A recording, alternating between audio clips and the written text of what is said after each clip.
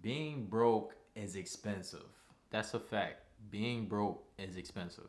What's good, YouTube? I go by the name of Q. If you're unfamiliar, if you are familiar, shout out to you. Welcome back to the channel. Now, don't let the title mislead you. Don't let my intro mislead you. It's simple and plain. I know 4 words may seem like, what is he talking about? Being broke is expensive. That's exactly what I mean. Let me explain. As a reformed broke person, I didn't realize this until a couple years ago, honestly. And the older I get, the more wise I get. I'm starting to realize how expensive it is to be broke. Coming from the inner city of Chicago, West Side to be exact, I grew up with just enough. Just enough. So barely scraping by, I guess surviving would be the best way to put it. We were technically impoverished from a financial standpoint, but by that being a normality, I didn't realize it, nor did I care too much until I got older. I lived in a single parent household led by my father with 2 other siblings. Safe to say my father was working all the time. With all the expenses that came with being a responsible parent, it was never enough to make ends meet regardless of how much my father worked. That led to lots of borrowing, mostly on credit cards with high interest rates, which I'm sure he was only paying a minimum balance on most of the time. That also came with certain bills going unpaid for months and accruing late charges. Bounce checks and overdrafts were also a common thing, which again came with late charges. Cash cars, $2,000 or less, is what my father was subjected to since he couldn't afford to finance a more reliable car or cash out on anything above $2,000. And we all know about those beater cars. We all know about those putt-putts, those buckets, whatever you call them, those cash Dave cars, those, like my Buick LeSabre, but my Buick LeSabre, you know, Leah is reliable and she's still spinning, but you know what I'm talking about. They require a lot more maintenance than most, and when those cars broke down,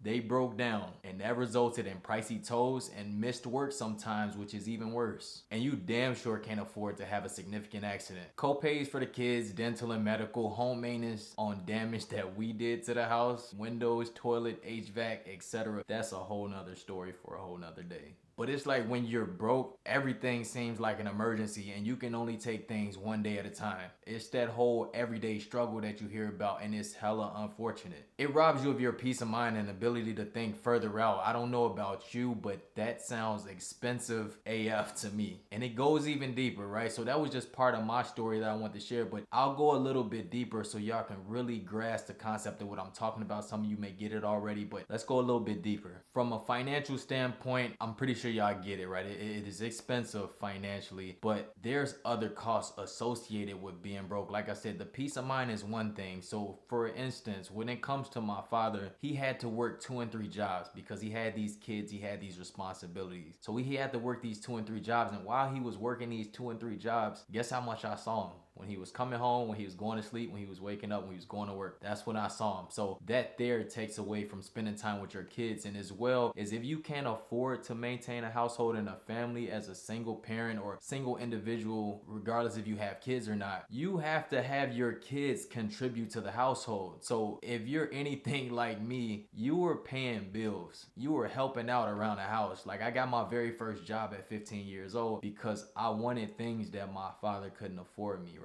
Most of the things were material, but it's still like you wanted some of those things. I wanted to get into sports, so my dad, that's why he picked up the 3rd job so I can do sports and do extracurricular activities. And again, you also want to contribute and help out, right? Because you know for a fact, regardless if your parent shows it or not, you know they're struggling. You know they're going through it if you ain't got hot water, or if you lack heat from time to time, or if you're eating pork and beans and hot dogs, or these cheap stretch meals to, you know what I'm saying, just scrape by, then you know like, man, your siblings, y'all gotta help out, y'all gotta relieve that of this pressure, this stress, so forth and so on, which it kind of robs you from being a kid a little bit. Like I grew up extremely fast, not because I wanted to, but because I had to. Like I still had a normal childhood, but it was like normal childhood, then like I was an adult damn near at 16. So it is crazy. It's really, really crazy. There's a price you pay, right? There's a pro and a con for doing certain things and having a certain lifestyle, but you have to be mindful of every aspect of it. In terms of where I come from, the West Side of Chicago in the hood, and you have to pay attention to your surroundings. So if you go out west, and let me just explain this, if you go out west, they have areas, south side and west side, north side, all over the United States, all over the world in general, but there's areas in this world that they call food deserts, right? And a food desert is simply an area that doesn't have a higher quality of food available. in these areas is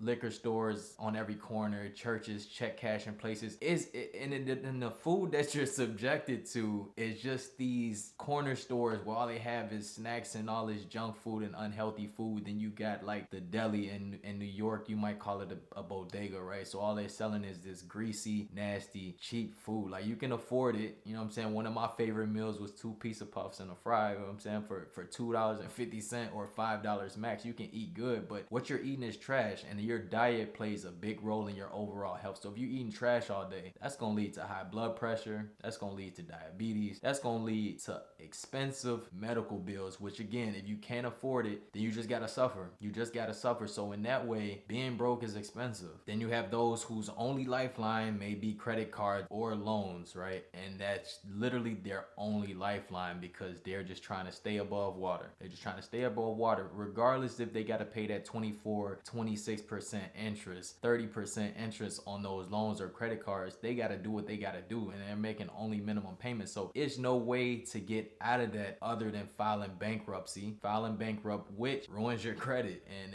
is as important as credit is, that's just another deficit that you add to your report. And it's crazy. Like I said, it could be piled up medical bills, and that's hard to get out of. It's a lot, and I think people don't necessarily see that. Another example I'll give on the medical side, myself personally, if y'all see right there, I actually got elbowed playing basketball. I got elbowed in the face, had to get 9 stitches. Now this time I'm working at the dealership, but I have A1 health insurance. So I go to the emergency room, I'm leaking out the side of my eye, and I go in there, sign in, I go sit down. But in the waiting room, there was 10 people there. I kid you not, 10 people there. I sign in, go sit down. No less than maybe 2 minutes later, Quentin Childs, I'm looking around like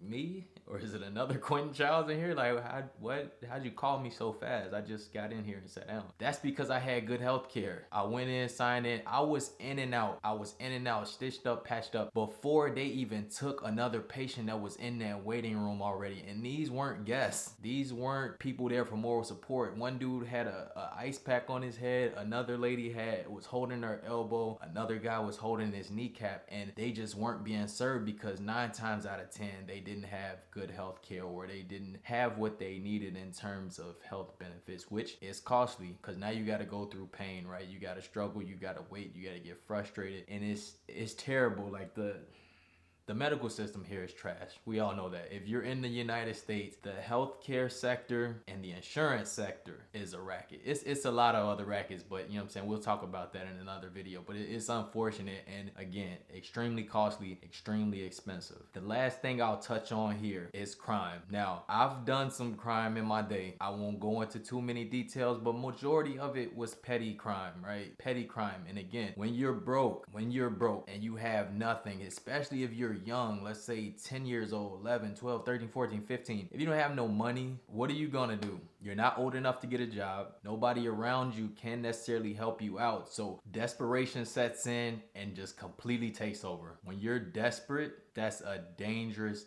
place to be in. Trust me, I used to go to the local corner store, and I'm not proud of this, man. I am not proud of this. But say those days where it wasn't enough food in the house, or my stomach is just growling like I'm going to bed hungry, where like you're in tears because your stomach hurts so much because there's nothing in the fridge but baking soda. Like you damn near about to eat the baking soda, bro. I'm having flashbacks now. But look, I would go to the local corner store, candy store. I'm shoplifting. What are you talking about? Give me these honey buns. Give me these chips. Give me what you got, bro. Give me something that I can put on my stomach. Give me something that I can put on my stomach because I'm starving. That's why people rob people. Like, most people don't rob people for fun, bro. You rob people out of necessity. Like, you take from other people out of your lack. You lacking something. And again, this is unfortunate as well, but it's a reality, especially in, lower income communities or impoverished neighborhoods, or if you just straight broke. Like, you gotta find a way. Like, we naturally want to survive as human beings. Nobody want to commit crime. That's a fact. Same with dealing drugs and doing all this other stuff. You try to figure out a way to make you some money. That's the last point I'll touch on because I'm up here. This was a passionate topic for me as a reformed broke individual, as a reformed impoverished individual.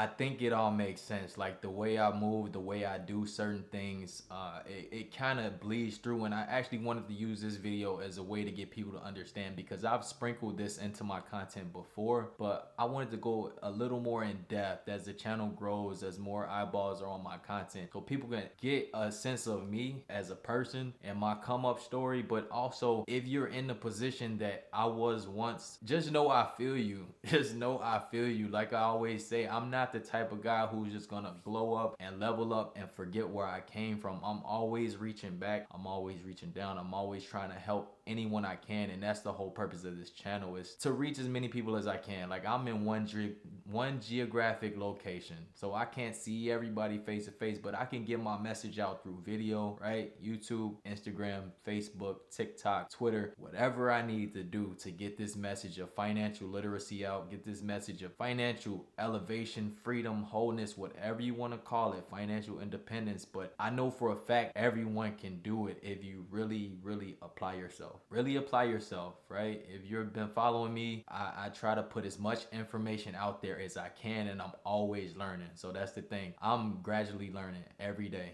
I'm always in a book. I'm always listening to a podcast. I'm always watching a documentary, a YouTube video, a movie, whatever, because like I need this information and education. That way I can not only progress personally, but I can I'm teaching it and giving it as I receive it, and it's all accurate information, because I'm never gonna give any type of misinformation. It's really hard for me. Like I said, I do my due diligence on these topics, and most of them come from lived experiences. So like this video if you like it, subscribe to my channel if you haven't. Also follow me on IG, Q Makes It Happen on Instagram. Become a member of the Q crew. Click the join button below, join my accountability group if you're looking to get more one-on-one time with your boy. It is a paid subscription for that disclosure, but also I give a lot more insight and a lot more exclusive content over there, so feel free to join, and let's just keep it moving. I go by the name of Q, and like I always say, if Q can make it happen, you can make it happen. I'll holler at y'all next video. Peace.